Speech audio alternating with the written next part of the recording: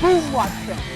What is up, watch fam, and welcome to episode 114 of AskTNH. I'm Christian from Theo and Harris, and before we jump into today's episode, I'll do a quick wristwatch check. Before we get into it, a quick wristwatch check. I am wearing an Actua chronograph powered by a beautiful lender on movement. This watch to me just fits really, really beautifully. If you don't already, follow us on Instagram. Not that that's a random thought. It's because we post these watches much more frequently on Instagram than we do, on YouTube. We're posting 2-3 times a day, so to really keep up, follow us there. But this, as well as 5 other brand new vintage watches, went live on theoandharris.com today, this morning, just like 30 minutes ago. So if you haven't already, go check out the new watches right after this video on theoandharris.com. Let's get into it now. Today's question was a question that I was asked a while ago about Vulcain and what I think about their company right now, what I think about their production lineup.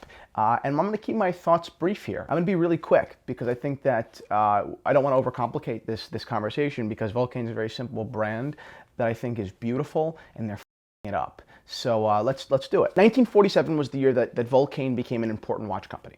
They will be remembered in history because of 1947. That's the year that they made the first genuinely functional, or the best to date, alarm wristwatch. There have been other wristwatches before then, another alarm mechanical watches before then, but this was the watch, the Cricket, that actually could wake somebody up, that could actually alarm someone. These watches are still on the market today. They're wonderful watches. I genuinely appreciate them. They're less expensive than Jaeger LeCoultre, Memovox watches, and they're equally beautiful. This watch became quite famous because it was worn by presidents. I think Harry Truman wore it and a couple others, but that's what really brought this watch into the limelight. It gave it status like a day-date, and that's a really big deal for a company like Vulcain. But it's funny, what happened to these guys, right? A company that became famous for basically perfecting a complication, a very cool complication that's still used today, a company that their vintage models sell for astronomical amounts of money at auction, particularly the not the Nautilus, it's the nautical. I don't think it's a Cricket, but it's a nautical alarm. I mean, check out the watch right now. These watches are worth, huge amounts of money. You're talking $15,000, $20,000, $25,000, $30,000, and probably even up sometimes. And that's super important. You have a vintage watch brand here that actually holds like market share that people spend like $10,000, $20,000, $30,000 on. That's not a joke. Most watch brands aren't lucky enough to have made watches that are that famous. But in that's still an opportunity for the brands today to capitalize on their, achievements of the past. And I don't think Vulcain is doing that. Start off with the first fundamental problem here. They've changed their Cricket line to the 50s President's line. That doesn't make any sense. That's like McDonald's selling the Big Mac, but changing the name to the drive-in burger. You see what I'm getting at? Like, you made this thing, it's famous. Everyone likes it. It has a name. They associate that thing with that name.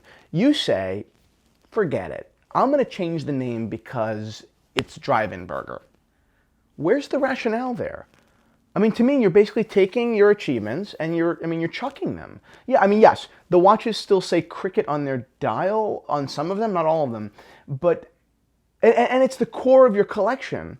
But you change the entire model. What the f***? This doesn't make any sense to me. And I'm angry about that because I like their brand. Get into the movements for a second. I actually like their movements. I think that it's the V10, right? It's an in-house manufacturer. Obviously, Vulcain's the one that invented the technology or perfected the technology in 47. So it's not just some, bullshit manufacturer. Are the movements decorated? No. But I think it's super interesting in a watch geeky way. These are double-barreled movements. You can see it on the case back. They don't have perlage. They don't have Côte de Genève. They're not even beveled, But to me, they look really interesting. They look unlike other watch movements. So that's something. If nothing else, that is, to me, an interesting selling point. If you look at our case back, no, we don't have the frills, but we also are affordable. And take a look at the functionality of this and the history. Sold. I already forgot about the fact they don't have bevels. It doesn't matter to me anymore. Moving on, I think that, Anna, please put up a bunch of photos here, of all the different Crickets or the 50s Presidents. There are just too many variations. There are just too many. There are like 6 different lines within the 50s President. There's there's the moon, there's this, there's that. It doesn't make any sense to me why their brand is so confused. if they were to just boil everything down to, let's say, 3 lines, right?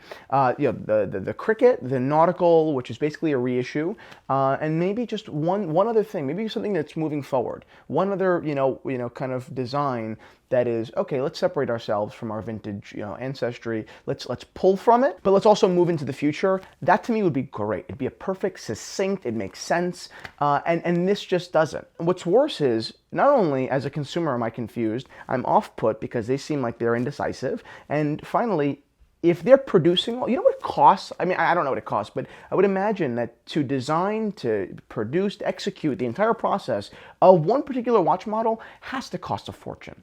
I mean, it's not just like, oh, they offer it and they don't sell it. They invested hundreds of thousands, if not millions of dollars into these watches that, to me, are only damaging their own brand. How many different variations in dial finishes? Release new ones as years go on, but then when you add one, drop one, or when you add two, drop one. So, by doing that, by keeping this level of balance, it would keep their website, which is a piece of shit, by the way, a little bit more just, understandable. It'd be like, oh, okay, I get it. These are the 3 lines, and each line has 2 or 3 watches, different variations, color, dial color, and things like that. And that's it. You move on. To me, I would have immense respect for that. Bringing it a little bit further into their technological execution here, it's not very good, and I feel bad.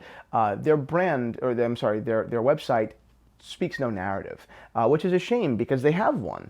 To me, it means a lot that they have an in-house manufacturer with an actual complication that is kind of quirky and funny that they kind of invented.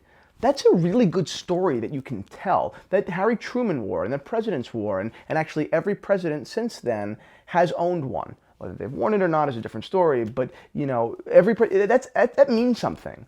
To me, that's a beautiful narrative that can be communicated on a website and sold, and those watches could sell. Unfortunately, it's not, which to me is just so sad. I mean, genuinely, if anyone at Vulcain is watching this, I'd be more than happy to just even, not that I'm, some, webmaster genius or some sitemap genius, but to just like talk to you guys a little bit more about storytelling, because I don't know anything about your brand compared to you, and I could do a better job telling your story right now. And that's not an egotistic thing. It's just that you're not doing a very good job. You're not engaging with me when I go on your website. You have really no market equity, right? I would imagine, and yet you're not going the extra mile. I hate that. That imbalance is just so disgusting to me. When you're not the king, and you're not acting like the king.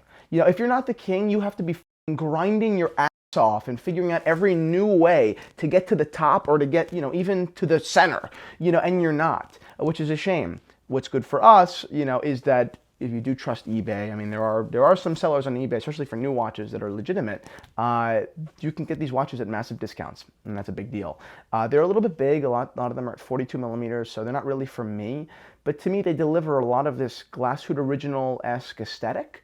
With, to me, a very, very interesting history. So overall, I give the Vulcain watches a big old-fashioned buy. I would just choose between the one that I like the best, considering there are 80 fucking options.